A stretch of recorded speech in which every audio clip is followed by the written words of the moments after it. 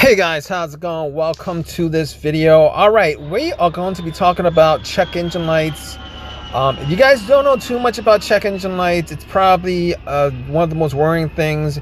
You drive a car and that light comes on. In your head, you're probably thinking it's gonna be a huge problem because there's a little light of an engine, right? You think it's an engine issue, it's going to cost you money, there's going to be a huge problem, and it gets you worried. But let's talk about that in a way where I'll give you some perspective on the light so that you don't get worried if you're the kind of person who knows that your car is in fairly decent condition and you actually do some upkeep on your vehicle as far as changing the oil and everything. All right, and I'll also tell you ways in which to clear the check engine light. There's a couple ways to do it. All right, basically the check engine light tells you that your ECU, your car's computer, is picking up that there's an issue with a component, an electrical component, electrical sensor on your vehicle. If you guys probably already know that there's a bunch of sensors for the engine, there's a bunch of sensors for the evaporative system, there's a sensor for the ECU, and if any of those have issues, it's gonna tell the computer, your car's computer, that it has issues, and it's gonna throw you a code. Now, most of the time when people have the check engine light, it's probably the most general thing that'll come up is a O2 sensor, a code for an O2 sensor. Which is not a big deal. A lot of times if you have that light, you could probably still drive your car normally. It probably won't, a lot of times it probably won't even, you probably won't tell a difference whether your car is driving bad or not. And sometimes it doesn't actually cause your vehicle to drive differently. But if you guys have that check engine light, what you guys need to do is to figure out what's causing it. Now, if you guys don't know, there is something called an OBD2 scanner where you guys could plug in to an OBD port, and that OBD port has existence since about 1996, 1997, around that area, and it's called an OBD2 port, and you got a scanner that you could actually plug it in and scan it. And these scanners go from anywhere from $20 at Walmart to the multi-thousands of dollars, depending on the amount of things that you want your scanner to do. However, for the most part, most people with the check engine light could actually just use a regular scanner and scan it. It'll probably just give you some kind of, most of the time, a code for the emissions system. For the most part, that's not going to affect how your vehicle drives.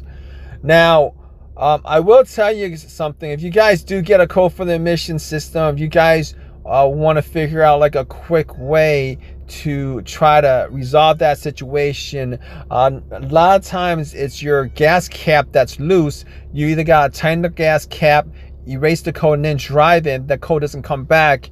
It pretty much means that that situation, that problem has been resolved.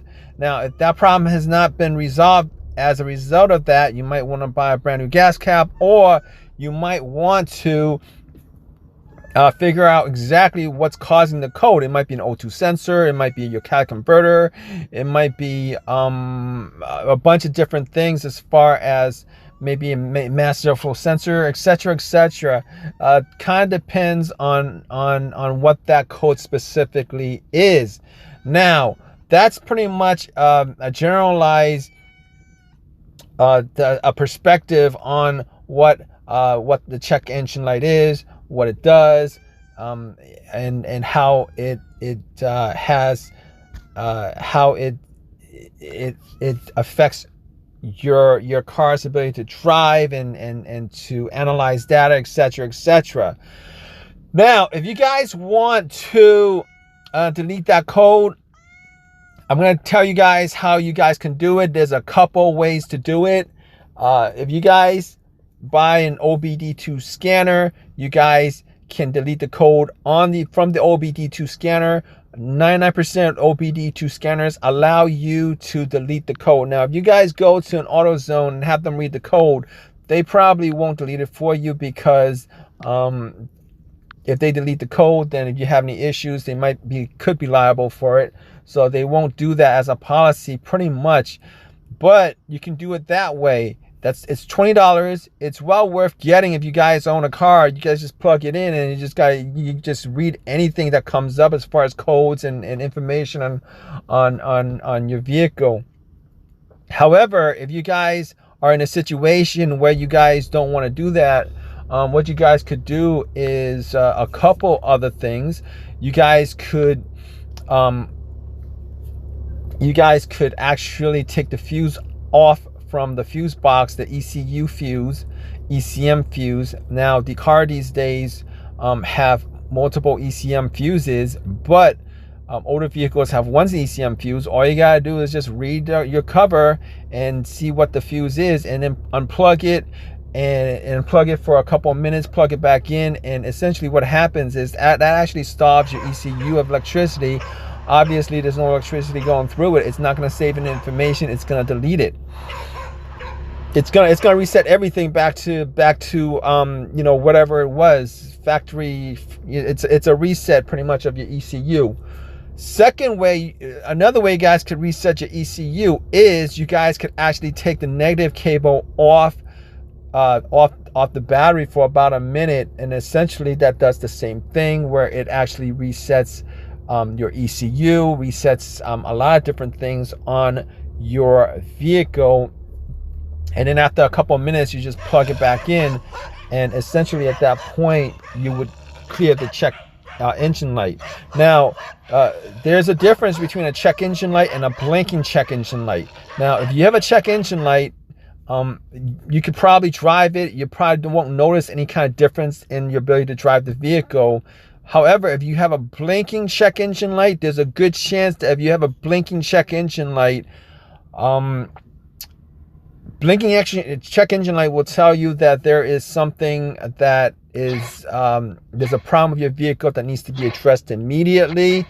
You will definitely feel some differences in the way your car is operating, the way your engine is sounding. You might have a misfire that causes it. You might have, a more serious situation. Normally, blinking check engine lights telling you that there is a situation that's serious that you need to resolve, and it may put your vehicle into limp mode. It may actually shut down your car if you drive it a little bit more. That's a serious situation, so you guys want to check that out. Now, a lot of people want to clear the check engine light because of inspection, and I'll just tell you guys how that works. As far as if you clear the check engine light, if you have a check engine light for a code, you clear it. That doesn't actually mean that you're going to pass the inspection, because when you put in an what happens is your vehicle goes through a drive cycle. All right, it goes through a drive cycle, and there's a bunch of sensors that it reads to make sure that all the sensors are working, all the parts are working.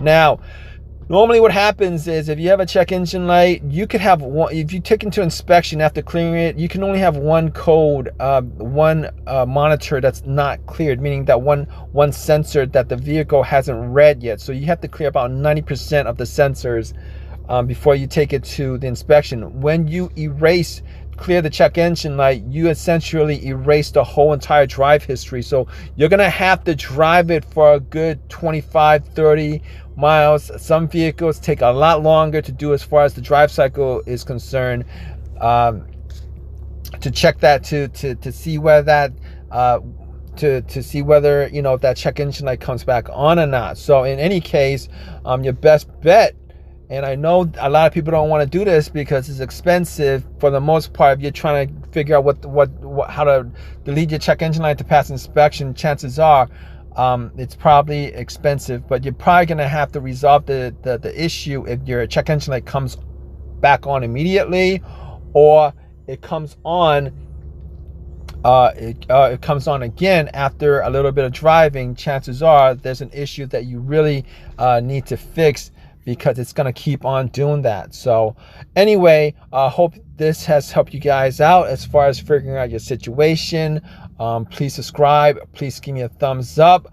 Appreciate your time. All right, guys. Take care.